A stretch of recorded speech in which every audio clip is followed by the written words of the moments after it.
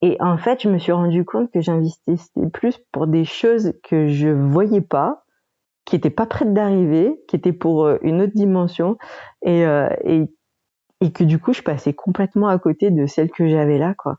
Et ça m'a remis les pendules à l'heure.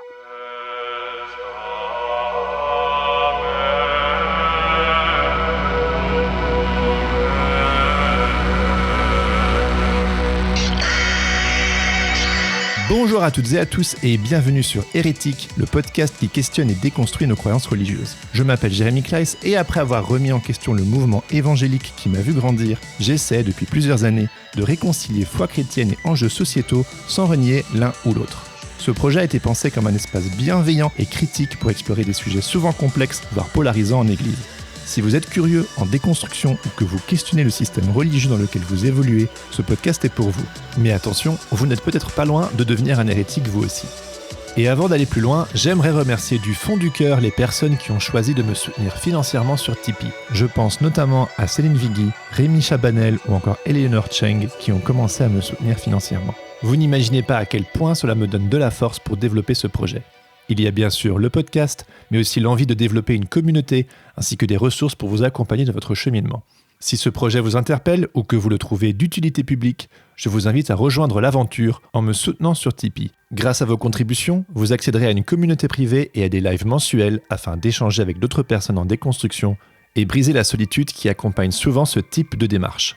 Mais surtout, vous contribuerez activement au bon développement de ce podcast 100% indé et garanti sans pub.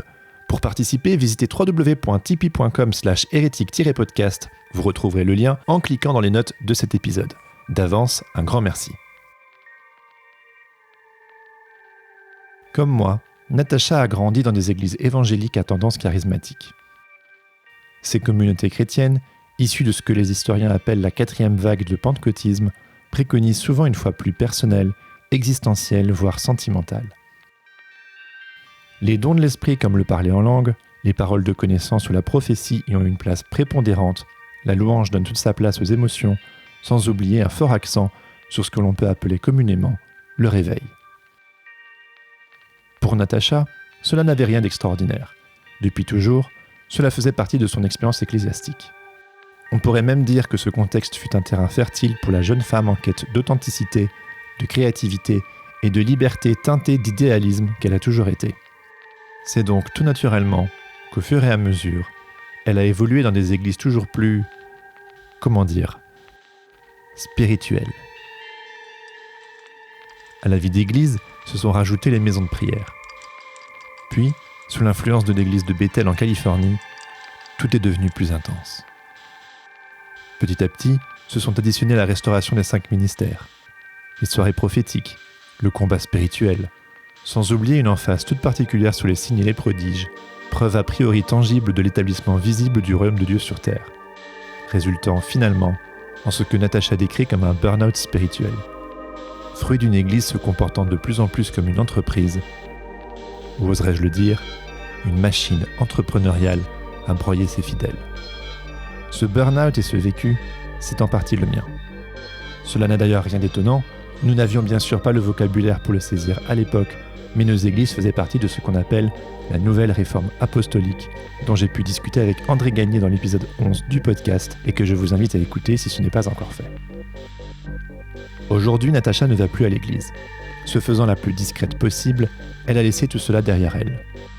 Malgré tout, elle a accepté de revenir sur son histoire avec moi.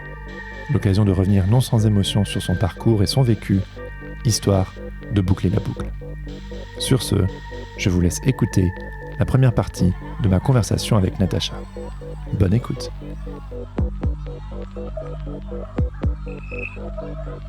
Du coup, Natacha, bienvenue sur Hérétique. Merci. Merci de me consacrer du temps aujourd'hui.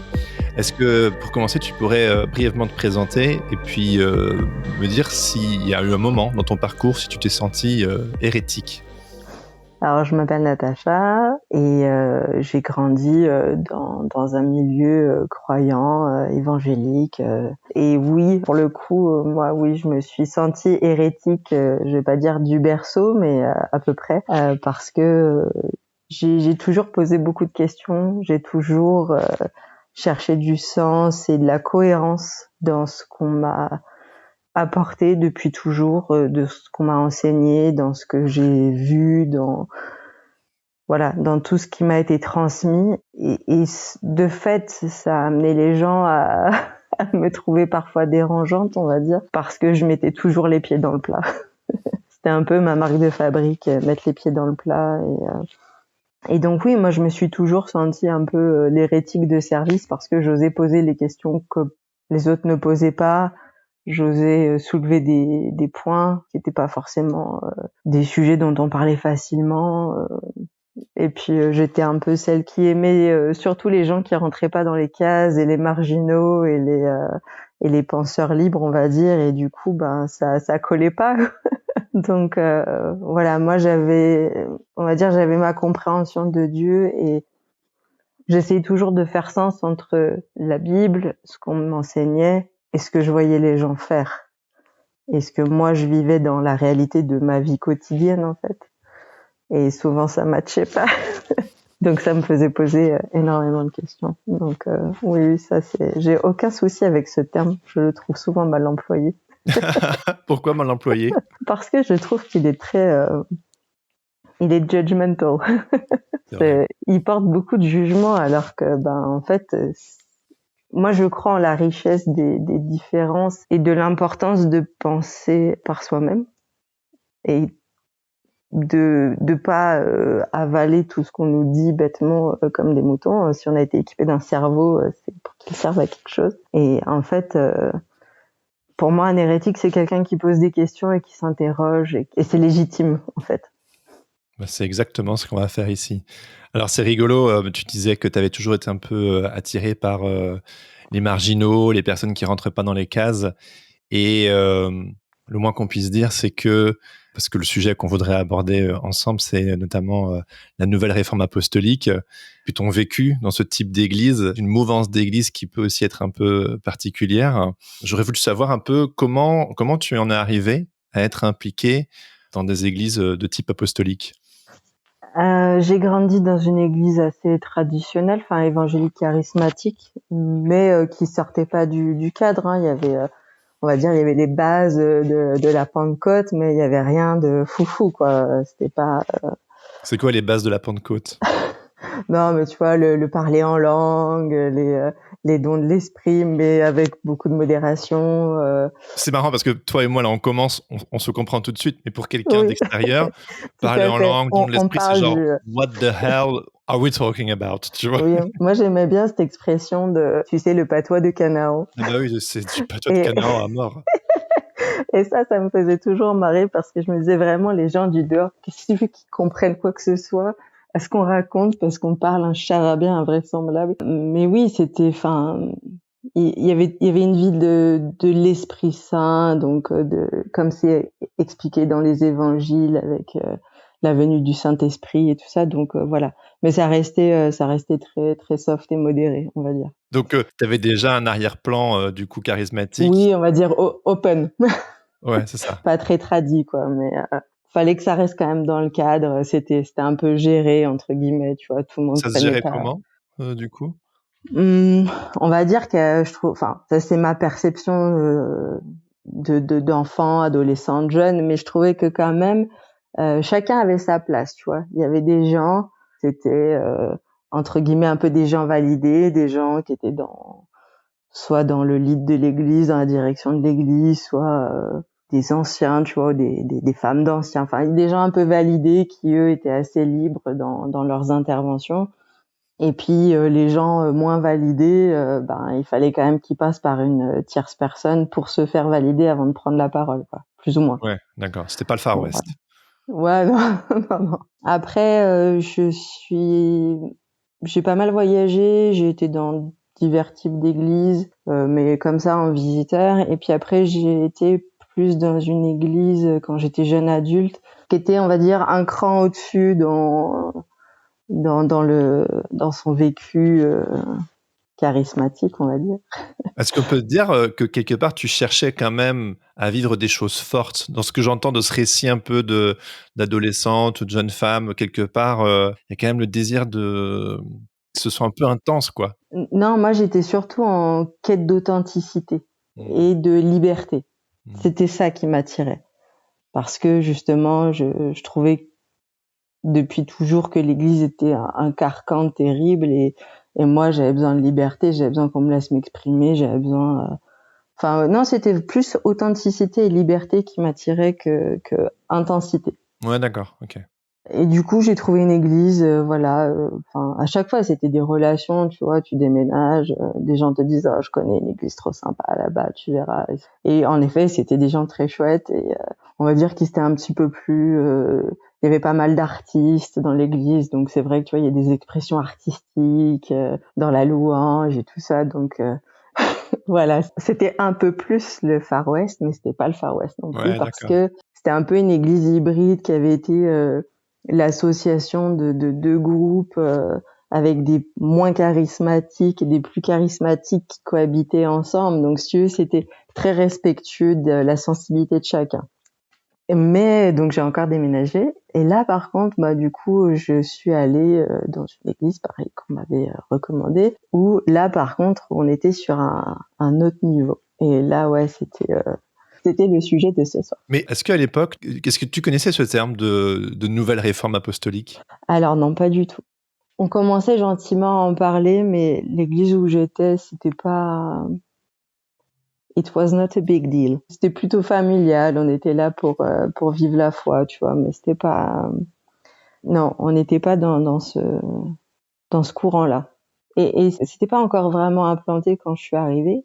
C'était une église vraiment dans un courant prophétique. C'était la louange, la prophétie, très très très haut dans les sphères spirituelles. Pour ceux Et qui connaissent pas, prophétique, tu peux un peu développer?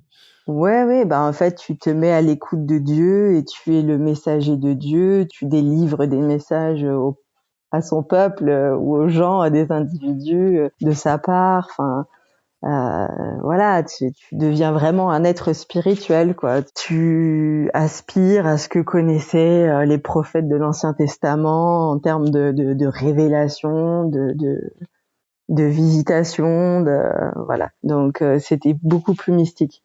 Donc ça, tu le connaissais depuis l'enfance, mais là, c'était beaucoup plus fort. C'est ça? Alors oui, je connaissais depuis l'enfance parce que c'était à dose homéopathique, on va dire, dans l'église où j'ai grandi.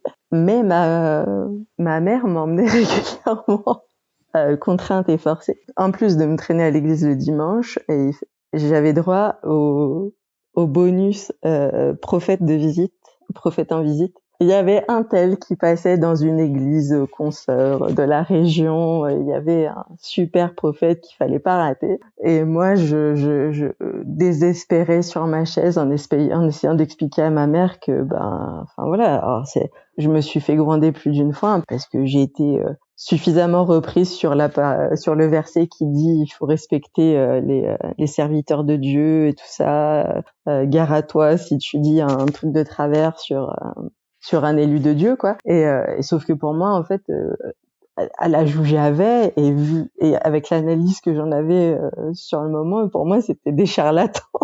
Enfin, je trouvais que l'idée c'était pipé, tu vois. Enfin, pourquoi c'était toujours les enfants du pasteur qui avaient droit aux paroles prophétiques? Pourquoi Enfin, tu Moi, vois, c'était. j'en ai une à 12 ans, ma première parole prophétique sur ma vie, et ça a vraiment eu un gros impact sur moi. Moi, contrairement à toi, moi, j'ai tout pris premier degré, et ça a vraiment un petit peu défini une forme de trajectoire. C'était une prophétie vraiment Ouais. sur le. L'appel de ta vie. Ben oui, quelque part, le fait que je serais un artiste pour le Seigneur, machin.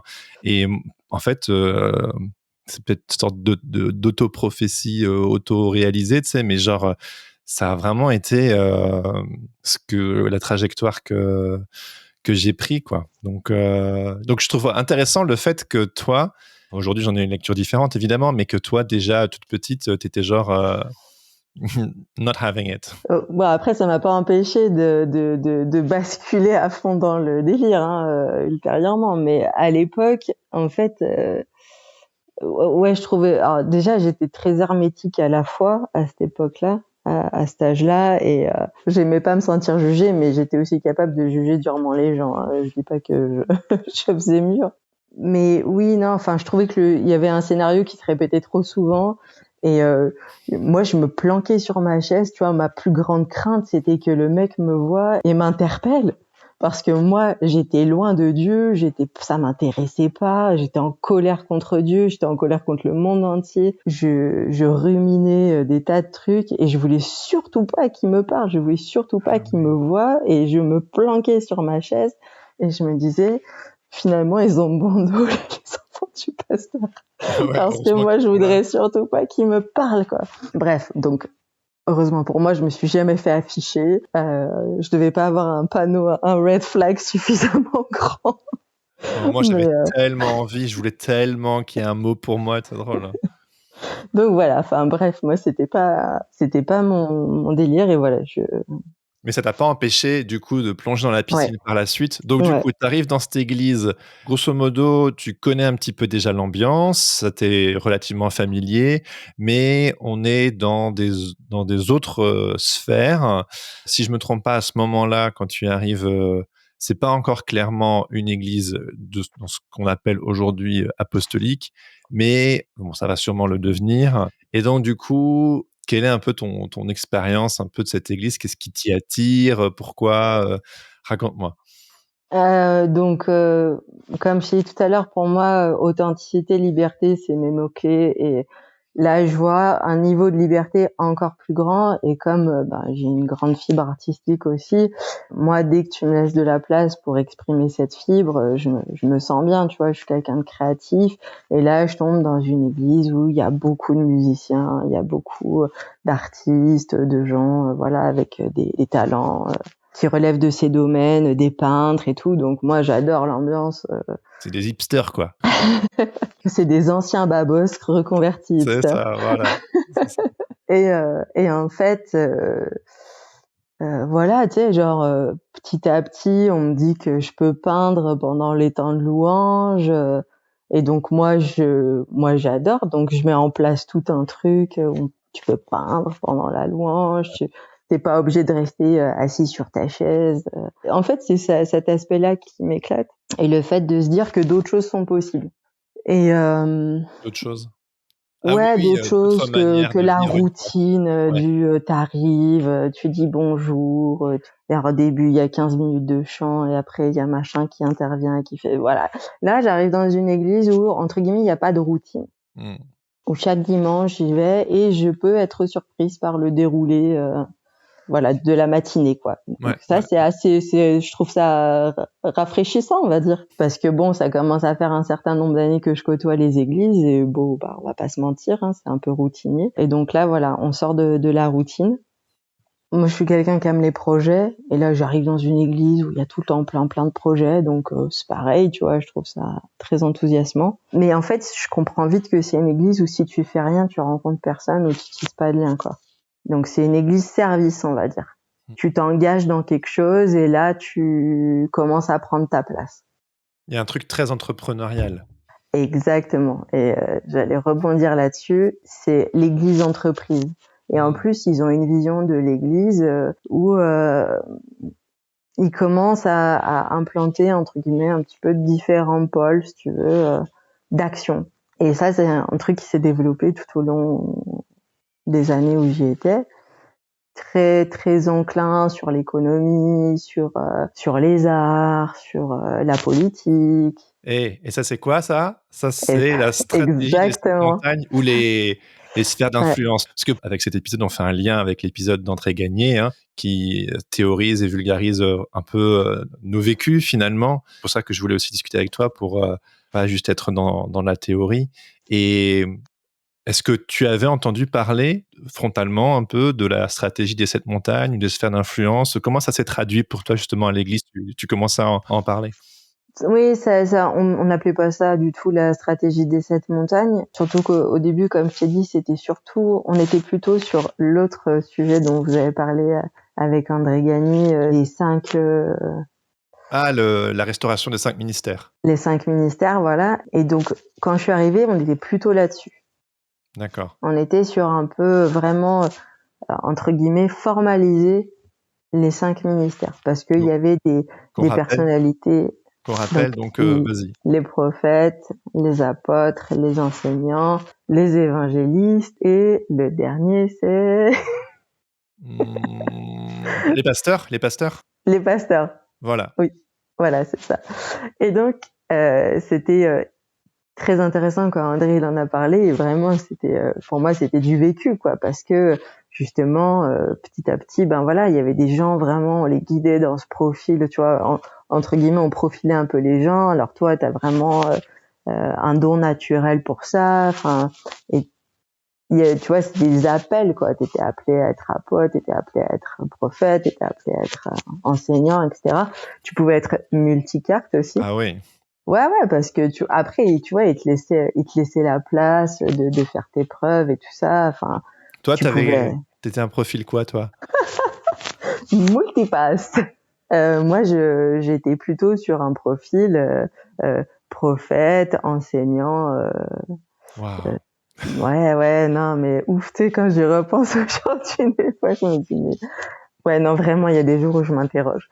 Mais Bref. c'était fort pour toi à l'époque, j'imagine. Ouais, c'était fort, c'était hyper valorisant, enfin, tu sais, ça a fait un certain nombre d'années que tu es dans la foi et tout. Enfin, après, j'ai toujours été dans des postes postes à responsabilité, un beau langage corporate. Enfin, tu vois, je me suis toujours vue confier des responsabilités dans les assemblées où j'ai été, on va dire, dans les paroisses où j'ai été. Et Ouais, les prophètes, là, c'est un autre niveau, hein.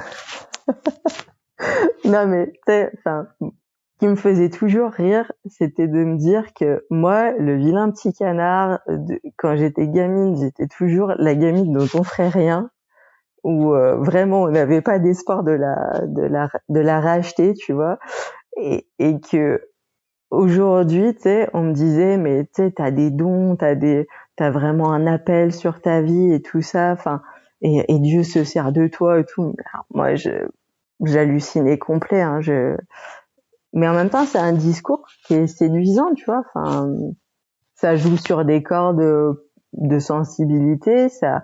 Et puis, ce qui est fou dans tout ça, c'est aussi que j'ai quand même vécu des expériences, tu vois. Alors, ça m'a fait beaucoup. Enfin, j'ai beaucoup aimé aussi l'interview avec Mélanie Gagné parce que ça m'a rappelé des choses aussi, tu vois, des expériences que tu peux pas forcément expliquer, des choses qui te sont arrivées ou même encore aujourd'hui, j'ai du mal à mettre du sens, j'ai du mal à comprendre ce qui s'est passé. Enfin, T'as un exemple ou enfin comme tu veux, hein, mais il y a un truc dingue une fois qui m'est arrivé, mais tu vois, on parle de la prophétie. Ça me fait bizarre de le raconter à haute voix, mais j'avais un copain qui lui était appelé à être évangéliste, qui avait fait une sortie d'évangélisation. Donc, tu vois, ils allaient dans les rues pour rencontrer des gens, leur parler de Dieu, prier pour eux, parce qu'il y a aussi beaucoup d'aspects prodiges, miracles, signes et tout ça qui allaient de pair, quoi. Et moi, j'avais pas pu y aller et en fait, quand je priais, tu vois, ou quoi, souvent je dessinais ou je peignais.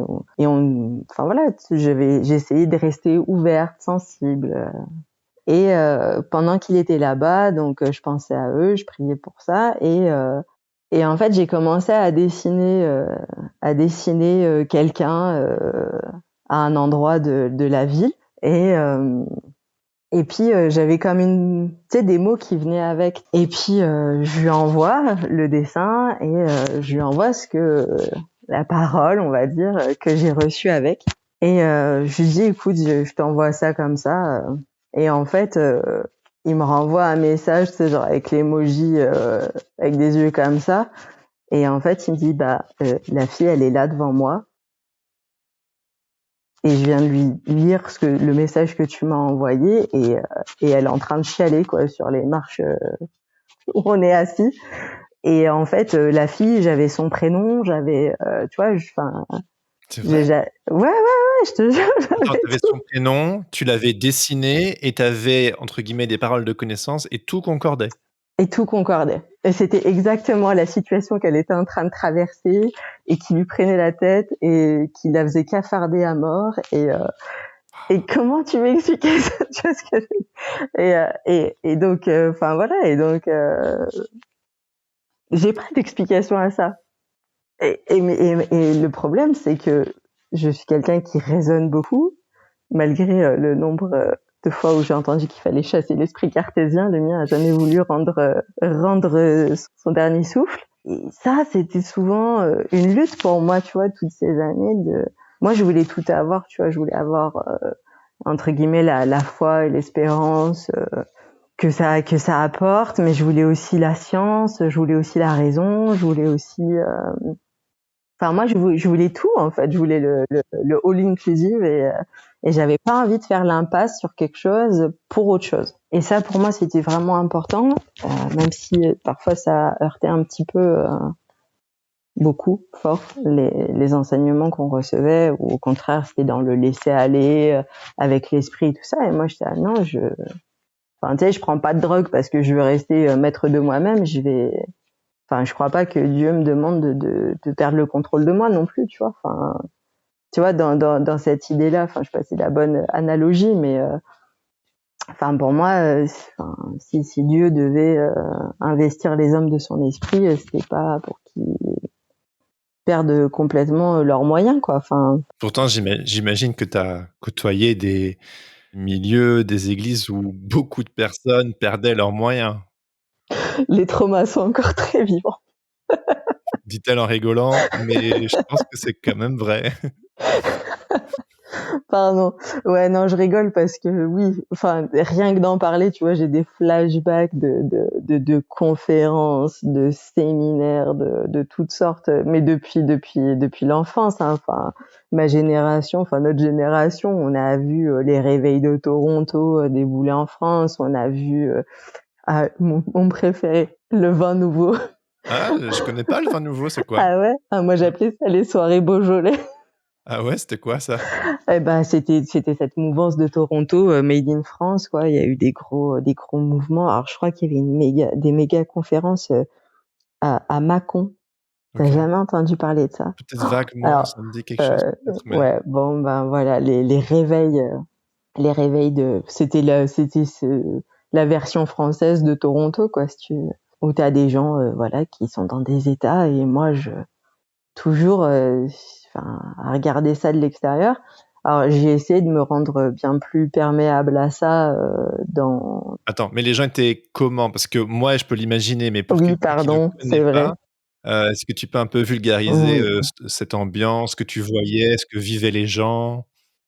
Donc l'ambiance dans ces soirées voilà qui découlaient un peu de ce mouvement de Toronto avec alors c'était l'esprit de Dieu qui envahissait la pièce et qui entre guillemets prenait possession des gens, on peut dire ça comme ça, quoi, qui et du coup bah les gens se mettaient comme dans des états de transe en fait. Ouais. Enfin moi j'expliquerais ça comme ça, Mmh. comme dans des états de transe où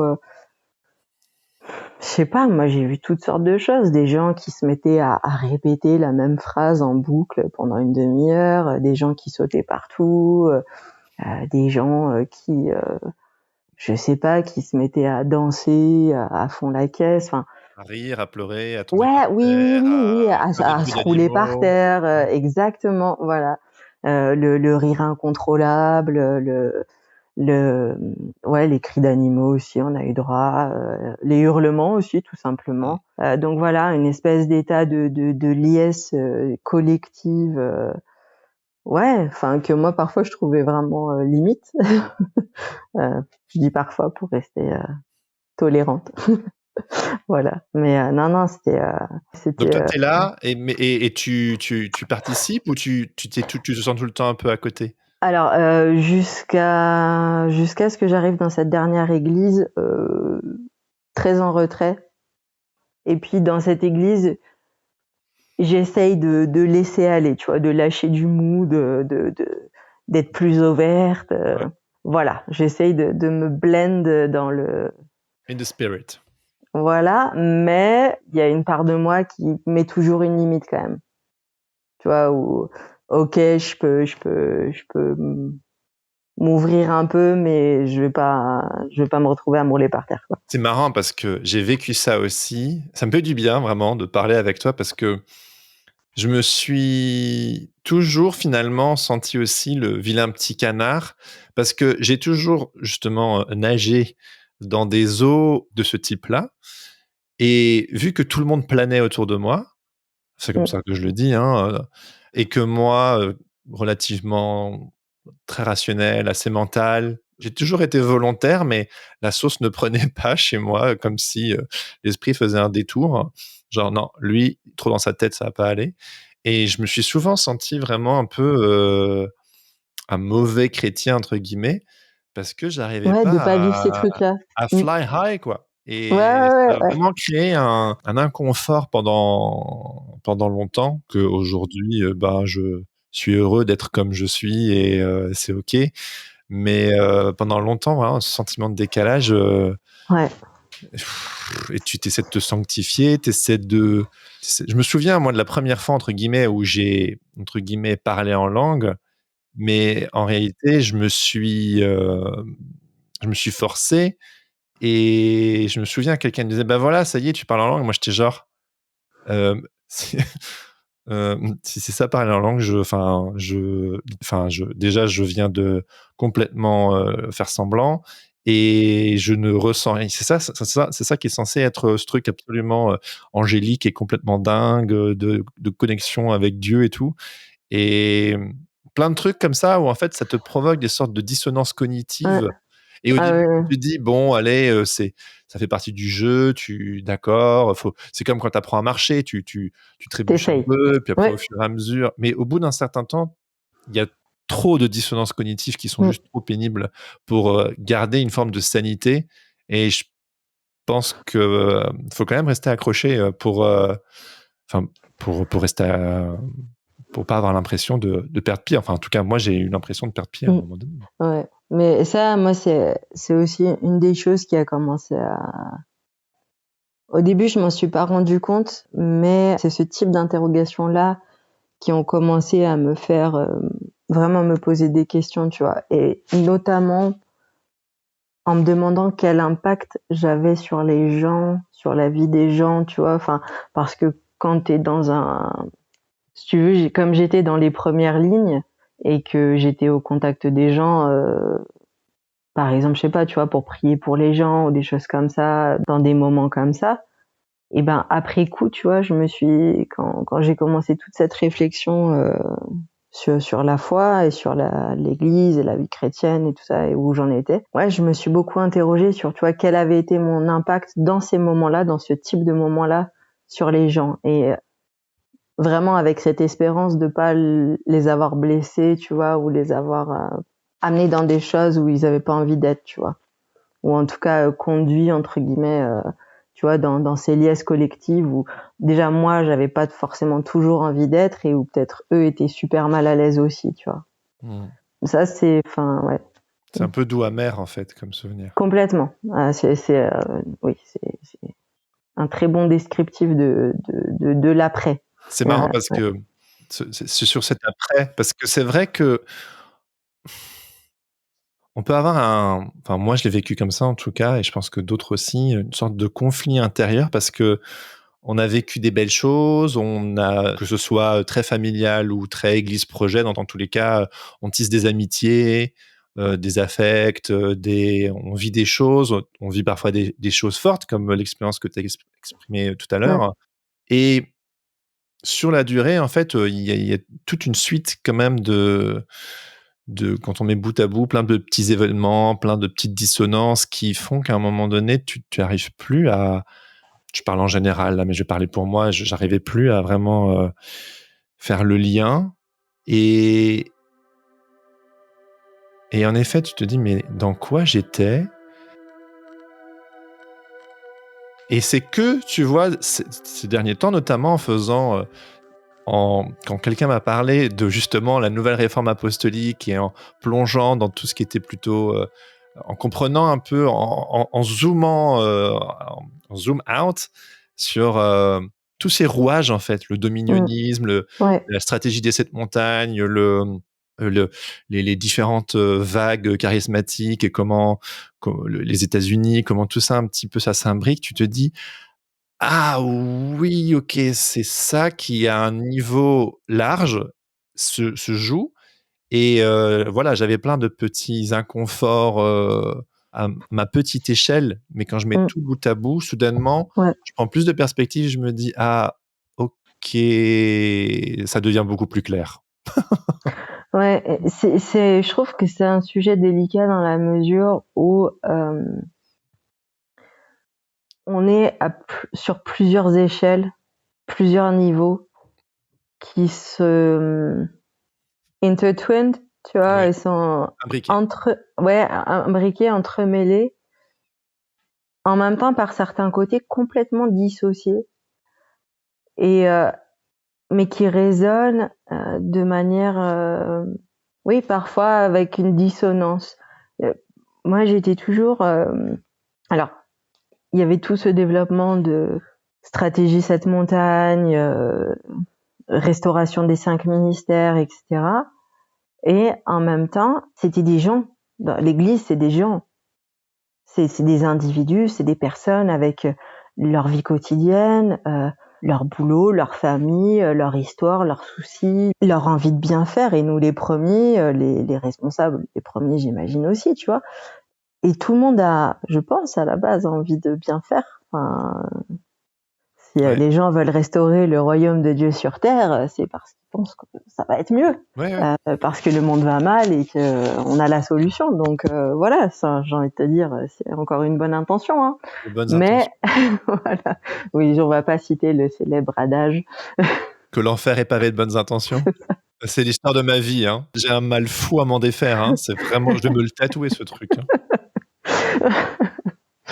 Mais bref. Et pour moi, c'était ce truc. Alors, je repars sur le lien entre ces, entre guillemets, ce qui se jouait dans les hautes sphères, on va dire. Voilà, des sphères qui percutent pas forcément monsieur, madame, tout le monde, tu vois, les croyants qui viennent là parce que l'église elle est sympa, parce que ils ont toujours été croyants et ils vivent leur foi tranquillement dans leur coin et ils s'en foutent un peu du reste, quoi. Enfin, où ils se sentent concernés, mais voilà. Enfin, sans prendre part à des grandes stratégies. Et en même temps, quand même, moi, j'ai vu les stratégies, tu vois, se mettre en place. Ouais, tu peux Au décrire. fur et à mesure. Oui, bah, comme je te disais au début, ça a commencé. Donc, on restaure les 5 ministères. On redéfinit un petit peu le rôle des gens dans l'église en fonction de leur talent, tu vois. Donc, on va les former aussi. Ça a beaucoup de formation. Mon Dieu, mais j'ai perdu tellement enfin, je veux blesser personne dans ce que je dis, hein. C'est juste qu'aujourd'hui, avec le recul, enfin, j'ai beaucoup d'affection pour les gens et pour ce qu'ils croient. Enfin, je les respecte.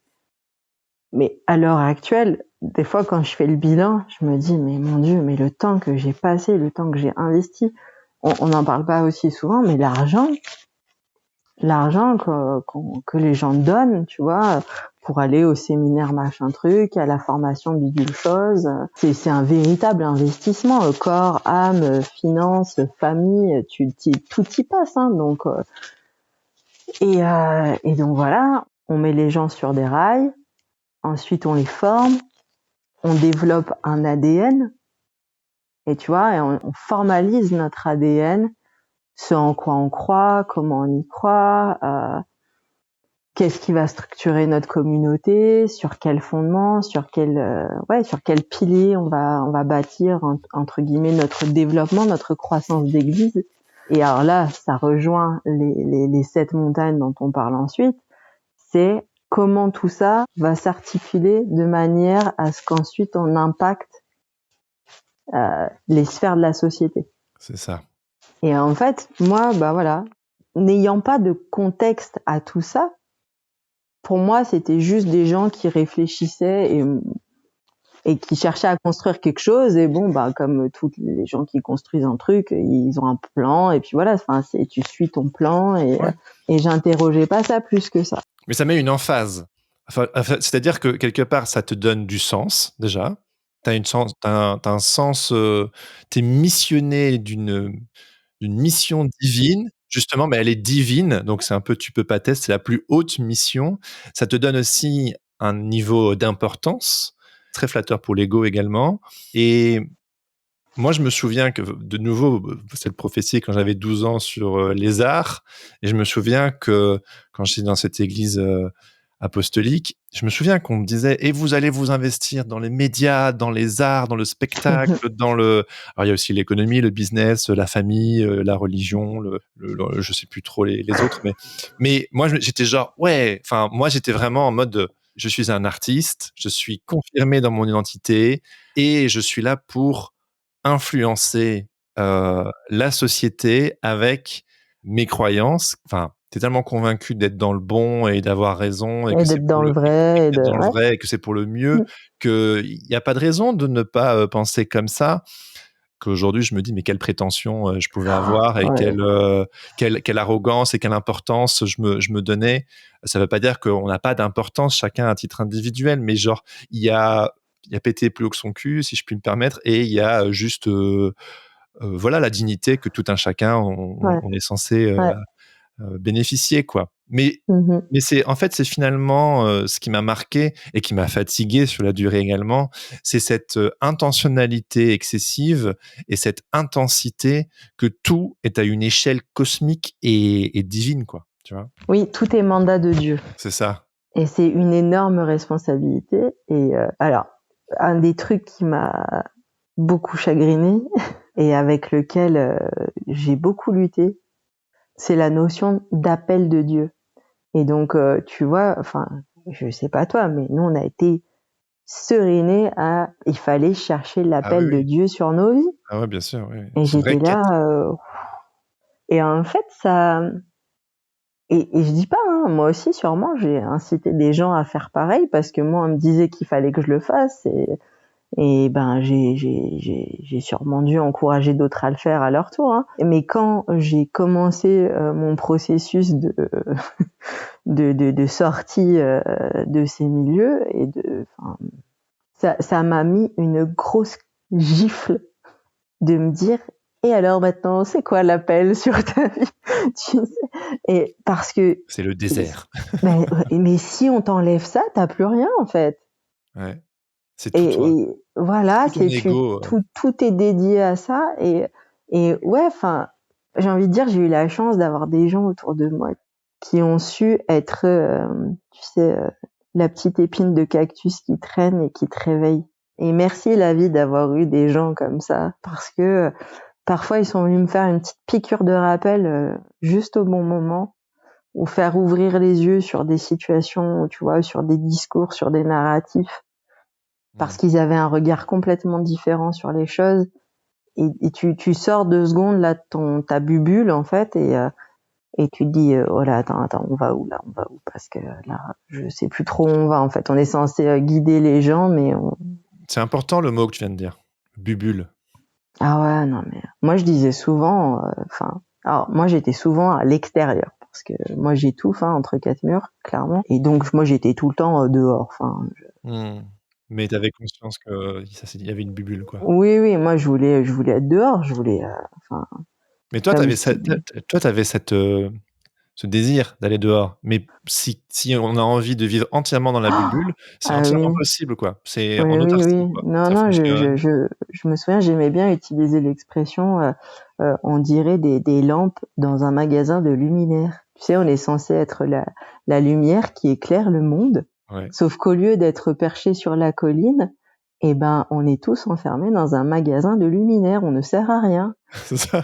On s'éclaire les uns les autres de nos 1000 lumières, on est très très aveuglés du coup. Ouais. Oh, que tu es beau, que tu es lumineux. Ah, toi Et on aussi. est hyper aveuglé parce qu'on n'entend rien d'autre que ce qu'on se dit, et on est tous d'accord. Ouais, c'est une chambre à écho. Et donc, j'ai toujours eu la chance d'avoir plein d'amis. J'avais un énorme réseau de relations tout le temps en dehors de l'église. Toujours. Pour moi, c'était indispensable, et autant j'étais entre guillemets à fond dans les trucs croyants, autant j'étais à fond dans ma vie à l'extérieur. J'avais tout mon réseau d'amis avec qui je sortais, avec qui j'échangeais, avec qui je discutais de tout. Et ça, je pense que ça m'a un peu sauvée. Ça t'a aidé à sortir, à prendre de la Ouais. perspective. Mais je sais pas si tu as vécu ça, mais moi, quand tu es tout constamment dans cette quête, dans cet appel quelque part à aussi chercher Dieu ou à toujours être dans les signes et les prodiges et vraiment tout le temps avoir ces sortes d'antennes spirituelles constamment connectées, quoi. Oui. Quand quelque part tu sors de tout ça, ou déjà tu as l'impression de toucher terre, de toucher ton humanité, de genre, ok, je ne suis pas qu'un être, entre guillemets, spirituel. Mais aussi, je trouve que quand tu as passé ton temps à constamment regarder à l'extérieur, c'est hyper dur d'identifier ce dont tu as besoin, quelle est ta propre volonté, tes désirs, qu'est-ce que tu deviens ta propre boussole. Et alors qu'avant, la boussole, elle était toujours extérieure. C'était toujours Dieu, c'était toujours les prophètes, les signes, les trucs spies. Et on retombe dans du terre à terre. Est-ce que tu as connu ce vertige-là ou pas? Quand j'allais à l'extérieur, tu veux dire, de Oui, l'église? quand tu étais sur la sortie, parce que tu dis ça t'a mis une grosse gifle et que Ah finalement, oui, oui, quand je suis genre, sortie de tout ça. ouais, est-ce que. Ouais, bah, tu vois, je me suis noté un truc quand j'écoutais Mélanie. Je sais plus comment elle a formulé ça, mais qu'elle s'était retrouvée. Je crois qu'elle disait ça, qu'elle s'était retrouvée.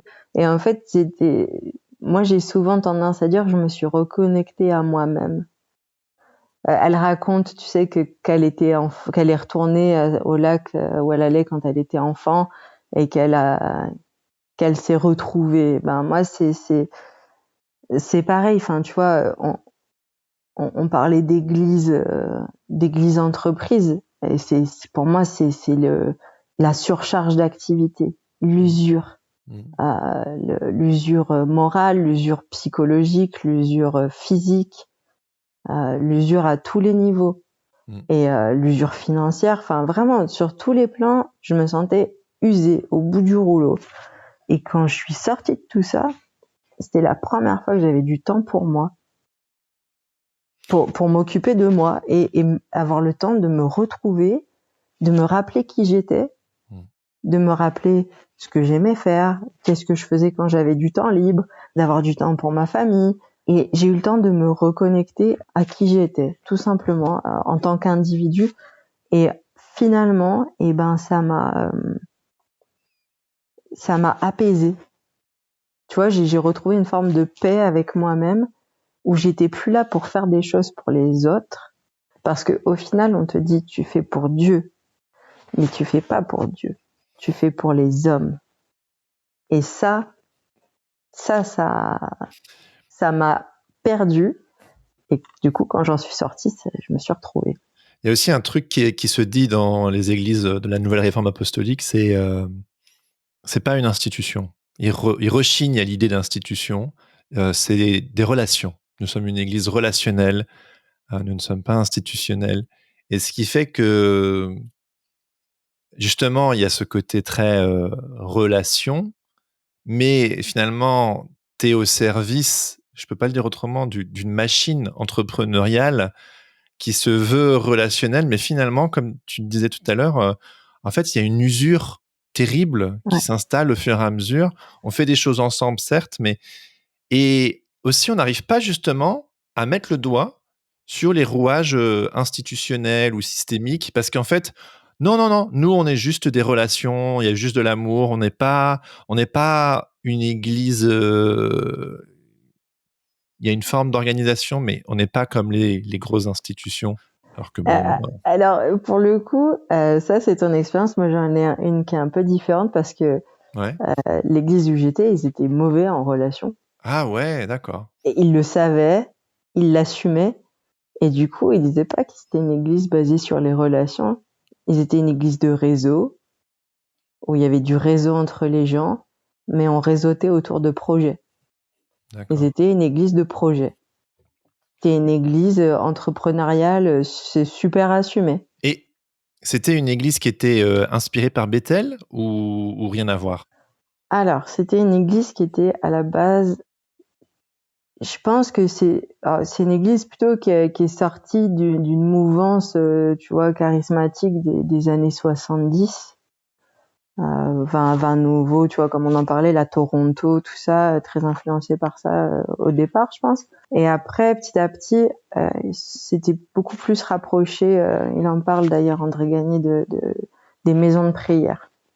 Tu vois, de toute cette mouvance de maisons de prière très prophétique, très à l'écoute de Dieu, notamment sur les temps, La fin des temps, tu veux dire? Ouais, comment on aborde la fin des temps, quel est le temps de Dieu, qu'est-ce qu'il veut faire là tout de suite, et comment on se prépare à la suite. Et donc, ils ont beaucoup développé, tu vois, tout ça, tout cet aspect autour de la prophétie et de la prière. Ouais, ils ont ouvert tout un réseau de maisons de prière. Enfin, voilà, donc les gens qui écoutent, ils vont tout de suite savoir de qui je parle. Mais voilà, c'était très, très fort. C'était quoi les maisons de prière d'ailleurs? Alors, les maisons de prière, c'est un mouvement qui a démarré à Kansas City, aux États-Unis, porté notamment par Mike Bickle. International House of Prayer, c'est ça? Exactly. Donc le I Hope KC, c'est voilà, qui est une maison de prière H24 aux États-Unis. Voilà. Et en fait, si tu veux, c'est une vision qui restaure le temple de l'Ancien Testament où il y avait des Lévites qui adoraient Dieu H24. C'est ça. 7 jours sur 7. Et donc là, bon, le sacrifice, c'était la louange. Et donc, ils ont des gens qui sont dédiés entièrement, c'est leur ministère, c'est leur vie de missionnaire, ils cherchent du soutien, ils sont, enfin, tu vois, ils doivent trouver leur rémunération pour pouvoir être dans la maison de prière, assurer des veilles de prière, et donc t'as des familles même qui sont là-dedans et je me rappelle, j'avais halluciné, ils nous racontaient que des familles ils vivaient la nuit parce que les parents ils faisaient leur veille la nuit et du coup les gamins ils dormaient la journée et ils faisaient l'école la nuit enfin bref un style de vie, un mode de vie et puis pareil tout tournait dans ce microcosme de la maison de prière. Donc là ça c'est aux États-Unis. Ouais, c'est aux États-Unis. À ma connaissance, ça va pas si loin en France, oui, bien sûr, même s'il y a des veilles de nuit et tout ça, mais bon, bref, voilà. Et donc, très inspiré par ce mouvement-là. Et donc, petit à petit, ils se sont rapprochés aussi de l'église de Bethel Church. Ok. Donc, Bill Johnson etc. Parce qu'ils se sentaient assez proches des valeurs qu'ils portaient, de la vision qu'ils portaient. Et il y avait aussi cette dynamique, signe, miracle, prodige, la puissance de la prière de guérison, voilà, les miracles, superheroes in action. Mais c'est trop ça, hein. C'est vraiment ce que et vraiment, c'était et des fois, je trouvais ça. Ouais, enfin, pour moi, ça m'a posé beaucoup de questions d'ordre éthique. Ah oui, comment ça? Disons que mon expérience de vie, à la base, m'a jamais poussé à chercher, je sais pas, la résurrection des morts ou la prière de guérison, parce que mon expérience de vie, elle a été marquée par la mort, elle a été marquée par la maladie, et c'est des choses de la vie. Et pour moi, on est des êtres biologiques, on est dans un cycle, et même si t'es un être spirituel peut-être, mais t'as quand même un corps qui est soumis aux lois de l'univers. Et pour moi, je trouve que c'est important d'accompagner les gens dans le deuil, dans la perte, dans la maladie, dans la souffrance, tu vois, les soins palliatifs, tout ça. Enfin, les questions de fin de vie, enfin, tu vois, moi, c'est des choses qui me touchent. Enfin, parce que j'ai vu des gens proches de moi, tu vois, traverser ça. Et moi, je disais, moi, je prie. Ok, j'ai peut-être prié une fois pour qu'il guérisse, mais si Dieu guérit pas, c'est comme ça. Enfin, c'est pas. Enfin, oui, voilà. Ça peut aller loin. Tu le disais tout à l'heure. On va jusqu'à prier pour la résurrection des morts. Ouais, mais en quelques années, en quelques décennies dans l'Église, mais j'ai entendu des témoignages de tout. Enfin, bref. Après, je veux pas juger et remettre en question témoignage des gens, tu vois. Enfin, Mais c'est leur mais histoire. si, faisons-le, faisons. Non, à titre individuel, je parle, à titre Ouais, bien sûr. individuel.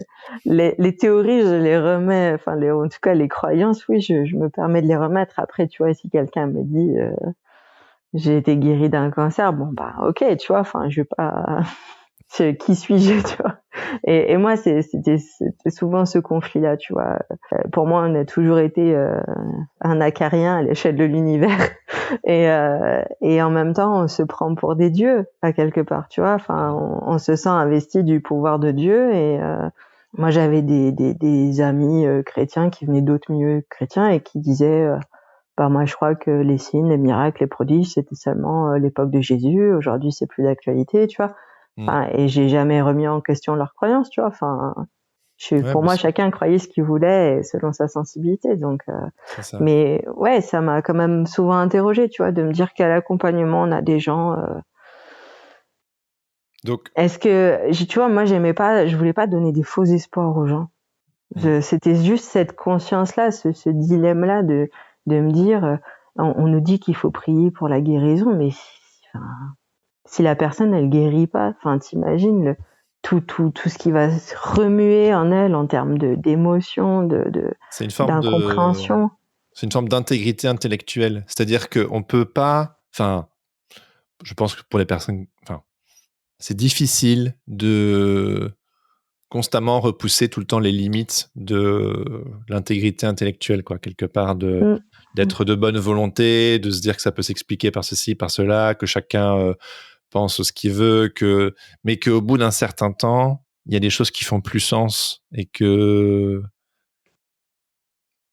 c'est dur, quoi, de continuer dans Ouais. le délire un peu, enfin, je m'excuse d'utiliser le terme délire, hein, mais de continuer dans cette voie parfois qui peut paraître un peu irrationnelle, un peu hors du sol, un peu super-héros, super-héroïne, comme tu dis, très signe, prodige.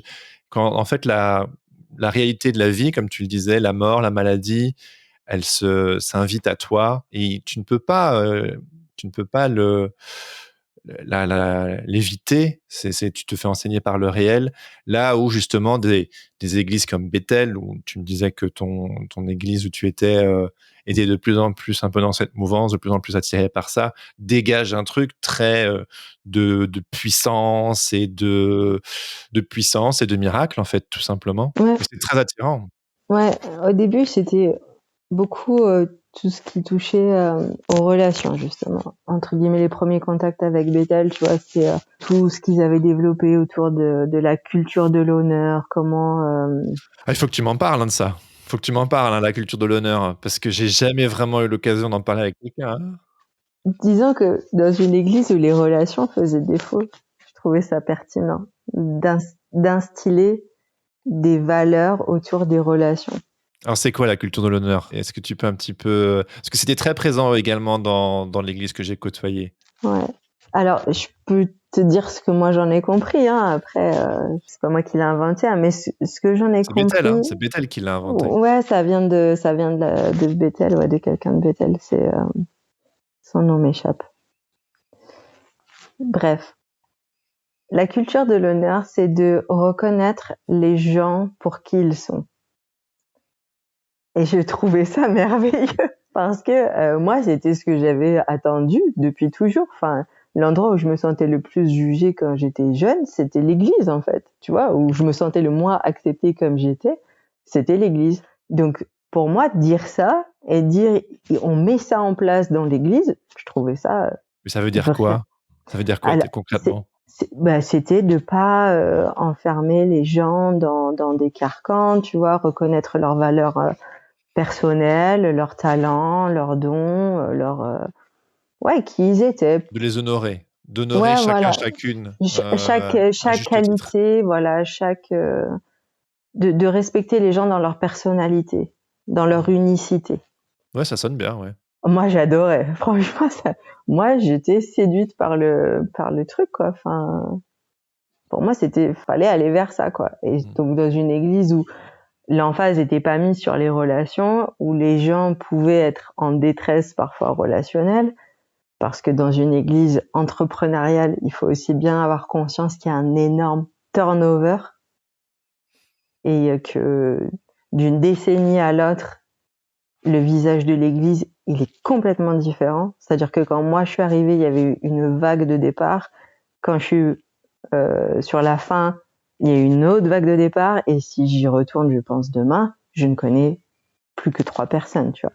Donc, faut essayer enfin, pas 3 personnes, il y en a plus, hein, mais il y a énormément de turnover. Et c'est dynamique, c'est jeune. Donc non, parce que les gens repartent épuisés. En tout cas, tous les gens de mon entourage que je connaissais ou que j'ai connus ou que j'ai pas connus étaient partis soit parce que complètement lâchés par les responsables, tu vois, le leadership, parce que ils rentraient plus dans les rails, tu vois, ils partaient un peu dans une direction différente où ils étaient plus en phase complètement avec la vision, ou parce que complètement épuisés, ils se sont barrés, quoi. Voilà, c'est aussi le revers de l'église entrepreneuriale, faut le dire. Et donc voilà, moi je trouvais cette culture de l'honneur vraiment intéressante pour améliorer les relations dans une église entrepreneuriale. Et en fait, c'est hyper difficile à faire prendre parce que ça coûte de valoriser les gens, de reconnaître les plus petits d'entre nous. Et en fait, même si des fois les gens disent qu'ils ont envie que les choses changent, ils n'ont pas toujours tellement envie que ça change. C'était ma conclusion. C'est dur, hein, ça fait mal. Quand on a pris des habitudes, après ça file des rhumatismes d'essayer de se mettre dans une autre position, quoi. Et du coup, voilà, ça a commencé, c'était un peu la porte d'entrée, tu vois, essayer d'améliorer les relations. Et en fait, très vite, ça a été un peu occulté par l'aspect signe, miracle, prodige et supernaturel. Et où, en fait, t'étais clairement invité à vivre une vie supernaturelle et qu'en fait, ce supernaturel devait être la norme. Et que on était tous appelés à vivre des vies, supernaturelles. Et ben moi j'étais très embêtée de qu'est-ce qu'on fait. J'arrive toujours pas à faire la vaisselle par la pensée. J'arrive toujours pas à faire mes courses par télépathie non plus. Mais tu rigoles, mais je veux dire, moi j'ai entendu des témoignages de personnes, par exemple de Bethel, qui, je sais pas, il y avait une tornade qui venait vers elle et elle était genre au nom de Jésus, tu te casses, et puis la tornade s'en va. Et là tu es genre, ok, j'ai du mal à le croire, mais elle a l'air vraiment convaincue de ce qu'elle raconte. C'est quand même fou, il n'y a pas d'autre mot. Enfin, tu vois, tu te dis genre, est-ce qu'on est en train de totalement me bullshiter, ou est-ce que c'est vrai et j'ai juste du mal à le croire? Ouais.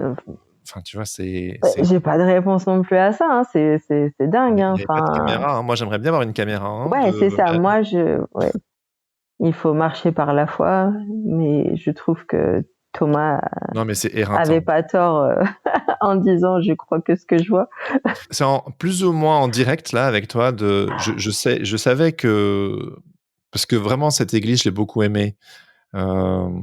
J'ai vécu de belles choses, et justement aussi avec cette culture de l'honneur qui a peut-être aussi un revers de la médaille. On va peut-être y venir, mais on revient à ce mot bittersweet. Enfin, tu vois, genre doux amer. Et je sais que je suis parti, parce que c'est la dernière que j'ai côtoyée, vraiment le cœur lourd, parce que j'en pouvais plus de cette dissonance cognitive. Et j'étais aussi dans une période où j'accueillais ma fragilité, je faisais un travail thérapeutique, je prenais de la perspective sur beaucoup d'autres points de vue. Et en fait, j'arrivais plus, j'avais un burn-out spirituel, en fait, tu vois. Et là, tu me dis que les gens s'en vont parce qu'ils sont cramés. Et moi, j'avais vraiment ça. Et puis, ça attire souvent des personnes, je pense, de bonne volonté, dynamiques, jeunes, peut-être arty, un peu, qui sortent des cases parce qu'ils se retrouvent pas dans une église un peu tradie, classique et tout. Ouais. Donc, ouais, Non, mais on parle de la même chose, clairement. Tu sais, donc moi, enfin, j'étais vraiment très dévouée, hein. J'avais beaucoup investi à tous les niveaux, et c'était mon activité principale quasiment. Et en fait, je suis sortie de là, mais j'étais plus que l'ombre de moi-même. Je m'étais perdue, enfin vraiment. Et un jour, j'ai dit, j'ai besoin d'en parler avec quelqu'un qui connaît rien à ce milieu, qui va avoir un regard complètement neutre. Parce que en fait, je me suis dit, comment j'ai pu me laisser abuser, tu vois, enfin berner, ou je sais pas, exploiter, voilà, c'était le mot. Comment j'ai pu me laisser exploiter à ce point-là? Pourquoi j'ai pas su dire non? Pourquoi j'ai pas su mettre de limites à mon investissement, tu vois, au prix de ma santé, de ma famille, de tout? À suivre.